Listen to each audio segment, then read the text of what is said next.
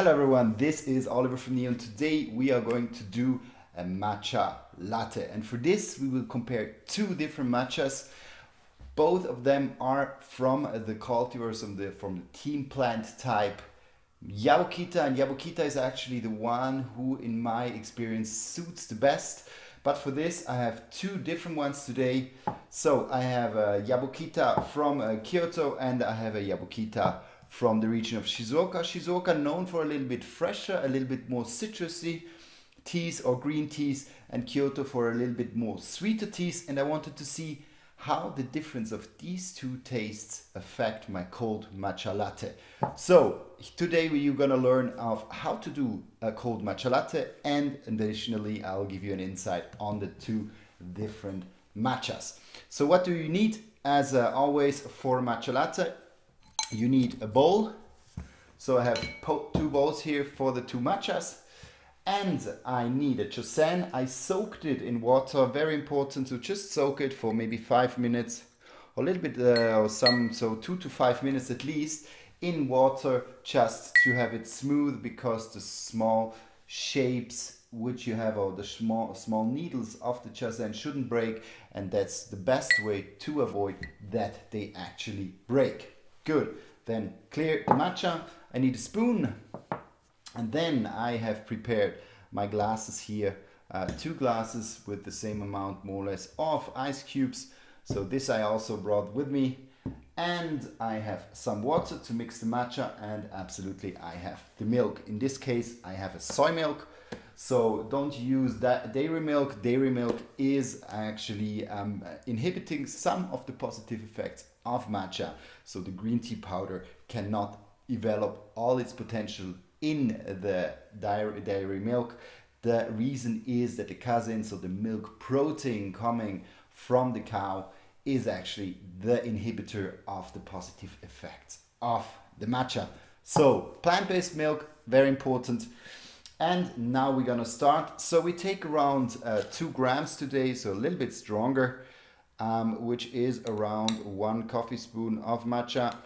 So this amount. And what I always do is, and I for example just use a simple tea ball here. I just sift it. The sifting, actually what it does is that you get rid of the crumbs, and you have they always form due to the humidity. This is absolutely normal, nothing dangerous, nothing bad, nothing you should try to avoid, because you can't, but it's just that the green tea leaf tries to soak up the humidity, and that's why these small balls, they form these small crumbs, and you just have to sift them through. So that's the one from Kyoto. Now let's take the second one, so the one from Shizuoka. Same amount of leaves. And we're gonna go and just sift this through too.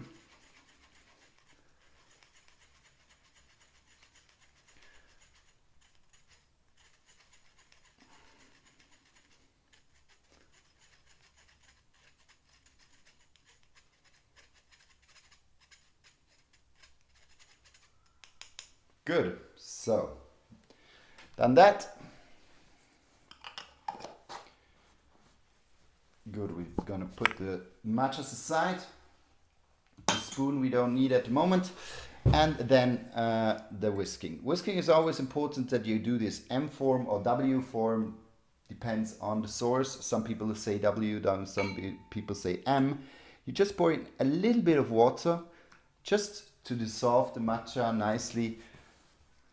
And then you just try to mix this in, try to bring down the crumbs here, and then you're gonna do your M form. Voila, just bring down all the matcha.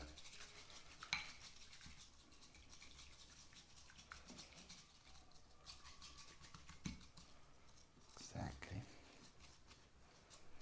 Good. Second one we do exactly the same.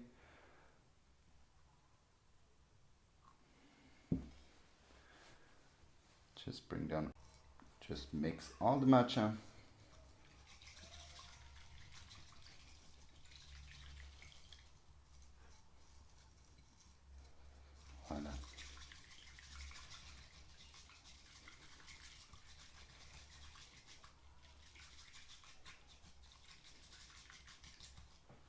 Good. So that's done.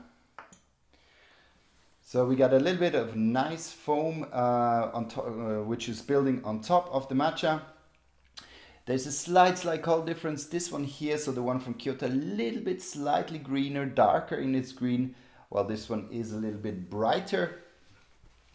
So then let's just take the glasses, and then what we will do is we're gonna fill them up with the milk, around 2/3 or 70% of ice. Voila. Here we do exactly the same. And then we get 2 beautiful glasses. And additionally, now we just gonna let sink in the matcha very slowly.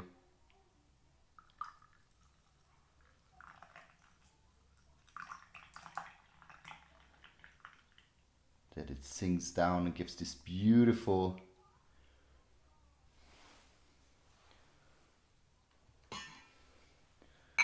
two-layered effect, which I like a lot.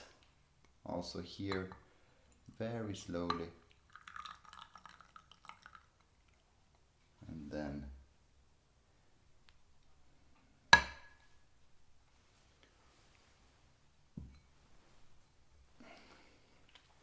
good, and that's already it. So now we have the 2 matchas. If you want to sweeten them, you can absolutely do that. If you want, I just see that there's a slight difference in water, so I just fill this up. As we use the same amount of milk, used a little bit less water here. So if you want to sweeten them, I suggest you really to take something sweet with the matcha, not to put the sugar in. So if you have a date or even a cookie or something, just to eat something, give a little bit of sweetness to your mouth when it is not sweet enough for you, I suggest you to do that, because the sugar also inhibits a little bit the polyphenols, so you also inhibit the full effect of the matcha.